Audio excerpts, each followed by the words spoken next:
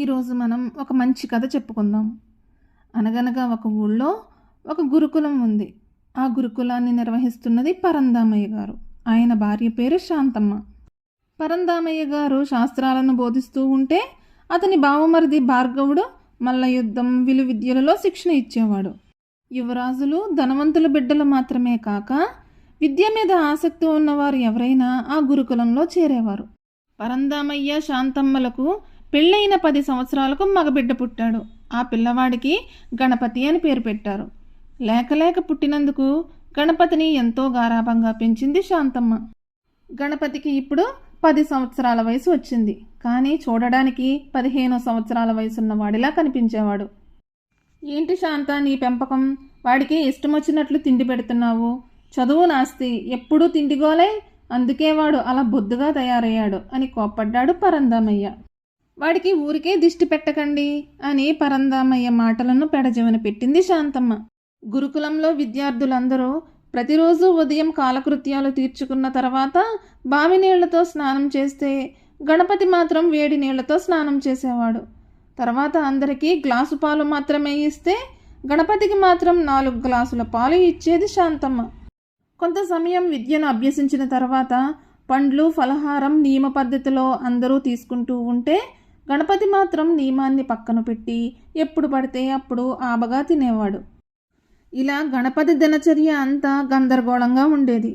పరంధామయ్యకు గణపతిని చూసినప్పుడల్లా ఎంతో చికాకు కలిగేది. బాగా ఆలోచించి తన పాత శిష్యుడైనటువంటి సుధాముడికి కబురు పెట్టాడు.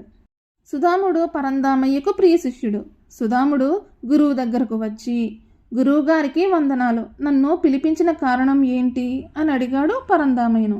పరంధామయ్య గణపతి గురించి చెప్పాడు. గణపతిని మన దారిలోకి తెస్తాను, మీరు బాధపడవద్దు అన్నాడు సుధాముడు. గణపతి బాధ్యతను పూర్తిగా నీకు అప్పచెప్తున్నాను. ఎవరు అడ్డు చెప్పినా నీ పని నువ్వు చేసుకుని వెళ్ళు అని అన్నాడు పరంధామయ్య. మెల్లమెల్లగా గణపతికి సుధాముడికి స్నేహం ఏర్పడింది. ఒకరోజు గురుకులానికి దగ్గరలో ఉన్న రావి చెట్టు కింద పిల్లలు ఆడుకుంటూ ఉండగా గణపతిని అక్కడకు తీసుకువెళ్ళాడు సుధాముడు. ఆ పిల్లల్లో రాఘవ చాలా చురుకైనవాడు. వాడు పిల్లలతో ఆడుకుంటూనే రకరకాల పద్యాలు చెప్పి వాటికి అర్థాలు కూడా వివరించి చెప్పేవాడు.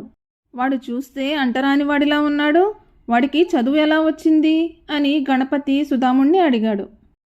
చదువుకు అంటరానితనం లేదు, దానిని ఎవరైనా అభ్యసించవచ్చు అని అన్నాడు సుధాముడు. ఆ తర్వాత సుధాముడు రాఘవ దగ్గరకు వెళ్ళి, నీకు చదువు ఎలా అబ్బింది అని అడిగాడు. గురుకుల పాఠశాలకు బయట ఉన్న వేప చెట్టు పైన కూర్చుని గురువుగారు చెప్పే శ్లోకాలు, పద్యాలు, వాటికి అర్థాలు సమయం ఉన్నప్పుడల్లా వింటుండేవాడిని అని అన్నాడు రాఘవ. రాఘవ, నీ విల్లు, బాణాలు తీసుకురా అని అన్నాడు సుధాముడు. చెట్టు మొదట్లో దాచిన వెదురు బద్దలతో తయారు చేసిన విల్లును, బాణాలను తెచ్చాడు రాఘవ.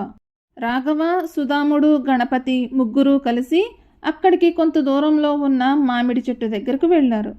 గణపతి, నువ్వు చెప్పు, ఈ మామిడి చెట్టు పైన ఉన్న ఏ కాయను కొట్టాలో?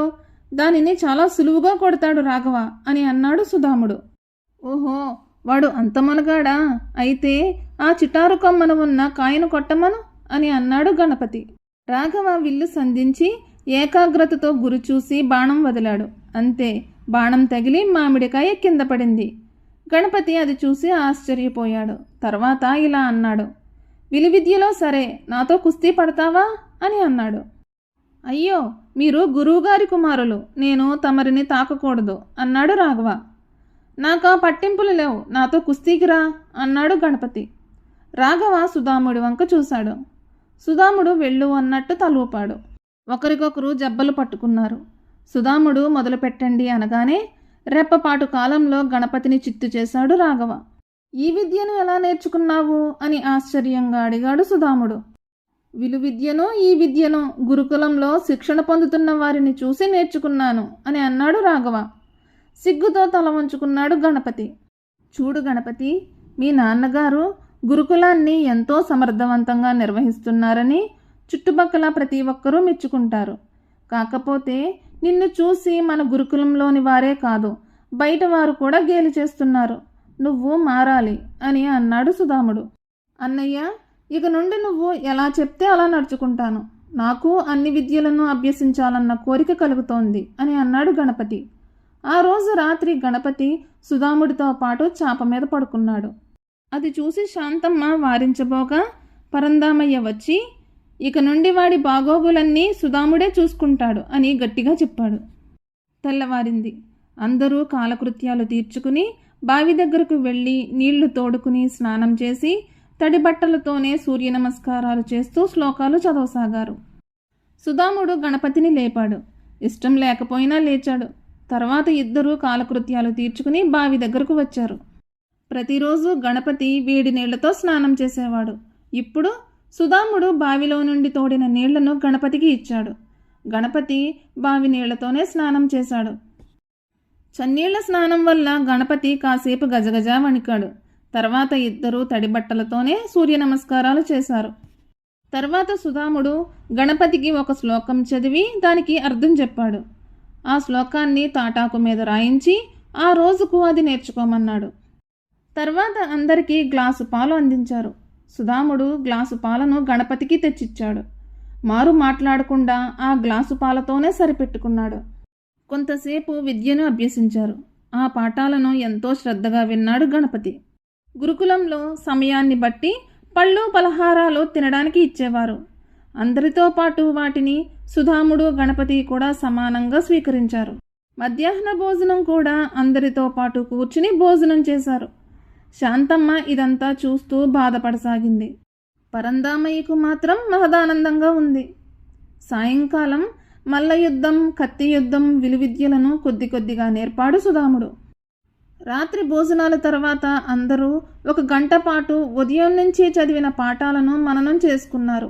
వారిలో గణపతి కూడా ఉన్నాడు. నిద్రా సమయం అయ్యింది. అందరూ నిద్రకు ఉపక్రమించారు.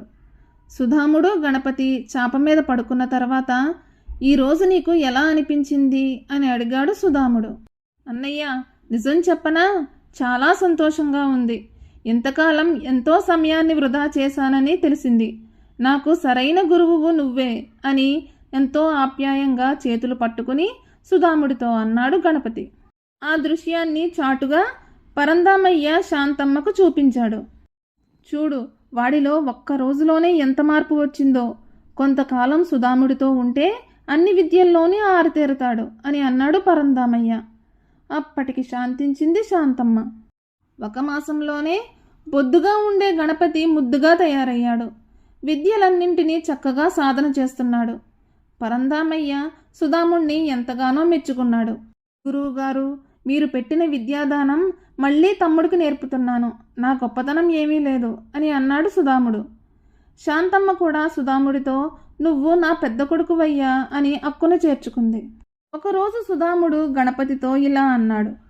నీకు కనువిప్పు కలిగించింది రాఘవే కదా. అతను అంటరానివాడు. నీకు గతంలో కూడా చెప్పాను. విద్యలో అభ్యసించడానికి అంటరానితనం అడ్డు కాదు. అతనికి మన గురుకులంలో చోటు కల్పిస్తే ఎంతో వృద్ధిలోకి వస్తాడు అని సుధాముడు అన్నాడు. ఈ విషయం తండ్రితో చెప్పాడు గణపతి. అందరిలో ప్రవహించేది ఎర్ర రక్తమే. అంటరానితనం అన్నది మనుషులు ఏర్పరచుకున్న కట్టుబాట్లు. నీ కోరికను తప్పకుండా తీరుస్తాను అని పరందామయ్య అన్నాడు. మరుసటి రోజే రాఘవ గురుకులంలో చేరాడు. ఇప్పుడు సుధాముడు, గణపతి, రాఘవ ఈ ముగ్గురు ఒక జట్టు కట్టారు. ఇంతకుముందు రాఘవ అన్ని అంశాలను చాటు నుండి విని అవగాహన చేసుకున్నాడు కాబట్టి పాఠాలు అభ్యసించడం, వాటిని తిరిగి రాయడం, మళ్ళీ అప్పచెప్పడం అనేది చాలా సులువయ్యింది. గణపతి కూడా ఏకాగ్రతతో రాఘవకు దీటుగా అన్ని విద్యలను అభ్యసించసాగాడు. సంవత్సర కాలం తిరిగేసరికి గణపతి, రాఘవ అన్ని విద్యల్లోనూ సమబుజ్జీలయ్యారు. అంటరానితనాన్ని లెక్క చేయకుండా వారికి కూడా అవకాశం కల్పిస్తూ గురుకులాన్ని ఎంతో సమర్థవంతంగా నిర్వహిస్తున్నాడని పరందామయ్యను ప్రతి ఒక్కరూ ప్రశంసించారు. దీనికి ముఖ్య కారకుడు తన ప్రియ శిష్యుడైన సుధాముడని మనసులో పొంగిపోయాడు పరందామయ్య. చదువు గాని మరి ఏ విద్యలైనా సరే అవి ఏ ఒక్కరి సొత్తు కాదు. వీటికి అంటరానితనం ఉండదు అని ప్రతి గురువు భావిస్తే మంచి శిష్యులు తయారవుతారు.